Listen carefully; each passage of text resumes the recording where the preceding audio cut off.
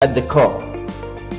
Institutions strengthen not for their own sake, but for the sustainable community impact they must deliver. We realize that if we want to really strengthen institutions for sustainable impact, we believe that it would start with 3 simple shifts. The first one is from assumptions to listening.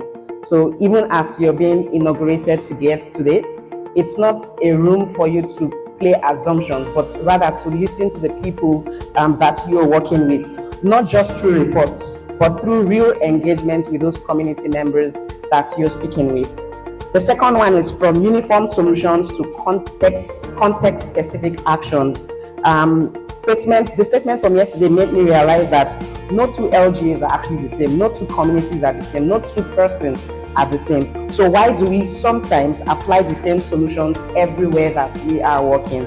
And then the third one is that from structures to people. At the end of the day, institutions are not the building, they are actually the people. Each and every one of us that are seated here, we are the institutions.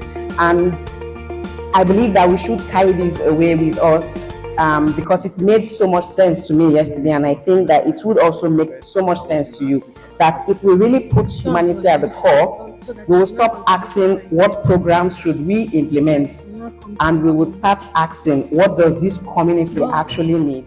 We are building capacity for gender-responsive service delivery and digitizing to reduce human contact and corruption at our borders and across our formation. These are institutional investments that produce better officers, better service, and stronger communities.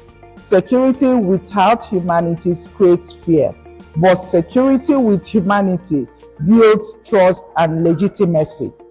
To the inductees of Community Impact Affinity, you are joining a community that understands impact is not an event, it is a system. As you take your oath today, I urge you to be champions of institutional thinking.